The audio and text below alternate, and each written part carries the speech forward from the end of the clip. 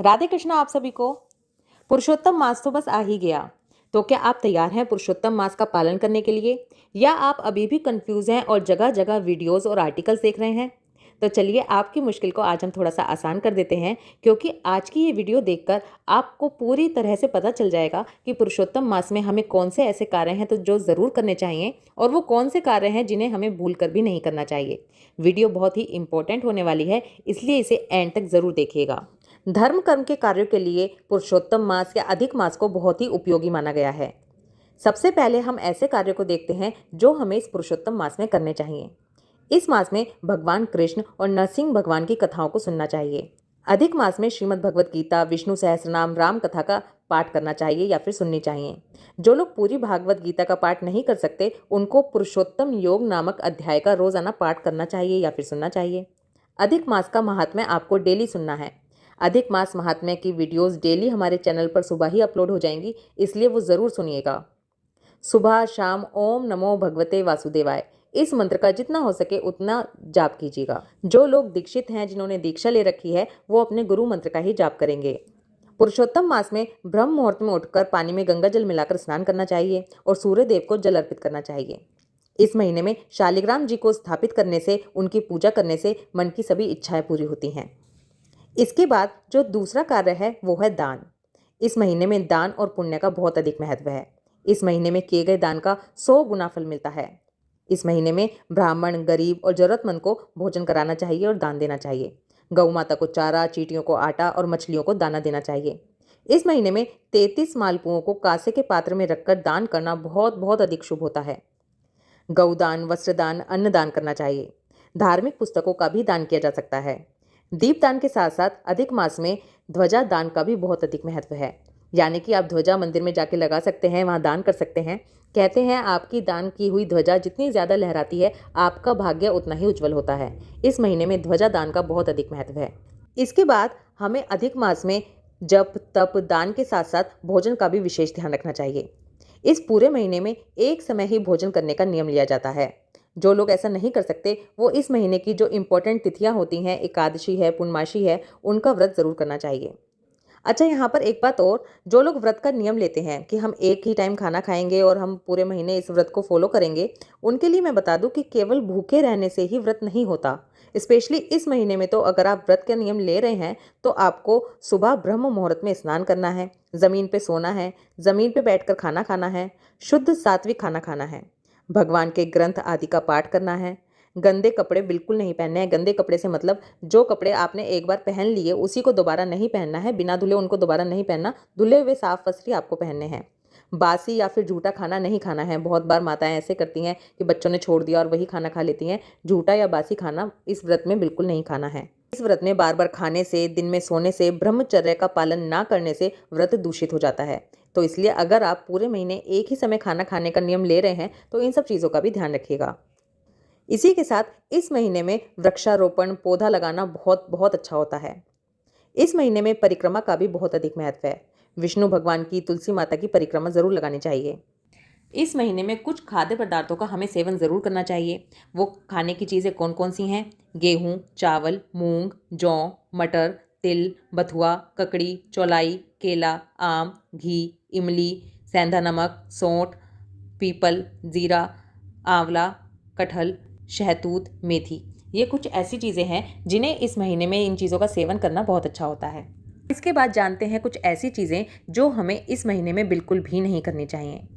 अधिक मास या मल मास में मांस, मछली, शहद, मसूर दाल, उड़द दाल, मूली, प्याज, लहसुन, नशीले पदार्थ, बासी अन्न आदि चीज़ों का सेवन बिल्कुल नहीं करना चाहिए। इस महीने में नामकरण, तिलक, मुंडन, कर्ण छेदन, गृह प्रवेश, संन्यास, यज्ञ, दीक्षा लेना, देव प्रतिष्ठा, विवाह आदि शुभ व मांगलिक कार्यों को करना वर्जित बताया गया है। अधिक मास में घर, मकान, दुकान, वाहन, वस्त्र आदि की खरीदारी भी नहीं करनी चाहिए, इनसे बचना चाहिए। लेकिन इस महीने में दान पुण्य के कार्य करना, सामाजिक और धार्मिक कार्य करना, साझेदारी के कार्य करना, वृक्ष लगाना, सेवा कार्य करना, यानी कि ऐसी ऐसी चीज़ों के लिए खरीदारी करना जो समाज की भलाई के लिए है। मान लीजिए आप कहीं प्याऊ लगवा रहे हैं, इस तरह के कार्य किए जा सकते हैं। इसी के साथ जो सबसे इम्पोर्टेंट चीज़ है, इस महीने में आपको ये ध्यान रखना है कि आपकी वजह से किसी को भी शारीरिक या मानसिक कष्ट ना हो। किसी को भी शारीरिक या मानसिक रूप से अहित नहीं करना है। इस महीने में अपशब्द, क्रोध, गलत कार्य करना, चोरी करना, असत्य बोलना, चुगली करना, इन सब चीज़ों से बहुत बचना चाहिए। इसी के साथ इस महीने में ग्रह कलह से भी बहुत अधिक बचना चाहिए। पति पत्नी को आपस में लड़ाई नहीं करनी चाहिए। घर में क्लेश का माहौल बिल्कुल भी नहीं रखना चाहिए। तो ये कुछ ऐसे कार्य हैं जिनको हमें क्या करने हैं, क्या नहीं करने हैं, इस बात का इस महीने में ध्यान रखा जाता है। अच्छा, यहाँ पर मैं आपको दान के बारे में थोड़ा और डिटेल में बता दूं, क्योंकि सबसे ज़्यादा जो मन में प्रश्न उठता है वो यही उठता है कि हम किस चीज़ का दान करें। जिसमें सबसे पहले दान हमेशा अपनी श्रद्धा और सामर्थ्य के अनुसार ही करना चाहिए। पुरुषोत्तम मास के महात्म्य में तिथि के अनुसार दान करना भी बताया गया है। वो क्या क्या चीज़ें हैं मैं आपको बता देती हूँ। इसके लिए हम शुरुआत करते हैं कृष्ण पक्ष से। कृष्ण पक्ष की एकम को घी से भरा चांदी का दीपक दान करना चाहिए। द्वितीया के दिन सोने या कांसे का पात्र, तृतीया के दिन कच्चे चने या चने की दाल, चौथे दिन खजूर, पांचवें दिन गुड़ या फिर तुअर दाल, छठे दिन अष्टगंध या लाल चंदन, सातवें और आठवें दिन रक्तचंदन, कपूर या केवड़े की अगरबत्ती, नौवें दिन केसर, 10वें दिन कस्तूरी, 11वें दिन गोरोचरण या शंख, 12वें दिन घंटाल या घंटी, 13वें दिन मोती या मोती की माला, 14वें दिन हीरा, पन्ना कन्नग, माणिक तथा रत्न इत्यादि। ये चीज़ें हमें कृष्ण पक्ष की तिथियों पर दान करने के लिए बताया गया है। अब इसके बाद आती हैं शुक्ल पक्ष में हमें किस तिथि को क्या दान करना चाहिए। शुक्ल पक्ष की एकम को मालपुआ दान करना चाहिए। दूसरे दिन खीर भरा हुआ पात्र, तीसरे दिन दही, चौथे दिन सूती वस्त्र, पांचवें दिन रेशमी वस्त्र, छठे दिन ऊनी वस्त्र, सातवें दिन घी, आठवें दिन तिल गुड़, नौवें दिन चावल, 10वें दिन गेहूँ, 11वें दिन दूध, 12वें दिन कच्ची खिचड़ी, 13वें दिन शक्कर और शहद, 14वें दिन तांबे का पात्र और 15वें दिन चांदी का नंदीगण। ये सब चीज़ें वो हैं जो पुरुषोत्तम मास के महात्म्य में बताई गई हैं तिथि के अनुसार दान करने के लिए। ज़रूरी नहीं है कि अगर आपने एक दिन तिथि के अनुसार दान दे दिया और फिर उसके बाद आप नहीं दे पा रहे हैं, तो ऐसा नहीं है कि आप एक भी दिन का ना दें।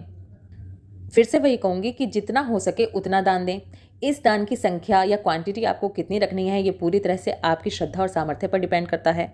और अगर आप तिथि के अनुसार दान नहीं कर पा रहे हैं तो अपनी श्रद्धा के अनुसार दान कीजिए। वस्त्र दान है, अन्न दान है, इस तरह से भी आप दान कर सकते हैं। इस महीने में मालपुए का दान करना बहुत अधिक महत्वपूर्ण होता है। इस महीने में आगे आगे जो भी इम्पोर्टेंट चीज़ें आएंगी वो मैं आपको आने वाले समय में बताती जाऊँगी। आई होप इस वीडियो को सुनकर आपका कन्फ्यूज़न पूरी तरह से दूर हो गया होगा कि इस महीने में हमें क्या करना है, क्या नहीं, क्या दान देना है, क्या नहीं, इसकी तैयारी किस तरह से करनी है। उसके लिए आप पूरी तरह से तैयार हो जाएंगे।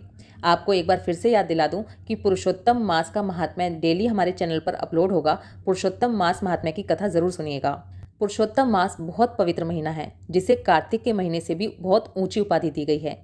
इसे भगवान ने स्वयं अपना नाम पुरुषोत्तम दिया है, जो कि 3 साल में एक ही बार आता है। इस महीने में किए गए कर्मों का हमें 100 गुना फल मिलता है। इसलिए इस पवित्र मास को बिल्कुल भी व्यर्थ ना जाने दें। वीडियो को ज़्यादा से ज़्यादा शेयर करें और दूसरे लोगों को भी इस महीने में अच्छे कार्य करने के लिए प्रेरित करें। कोशिश करें कि आपके या हमारे कहने से कम एक व्यक्ति पुरुषोत्तम मास के नियमों का पालन करे।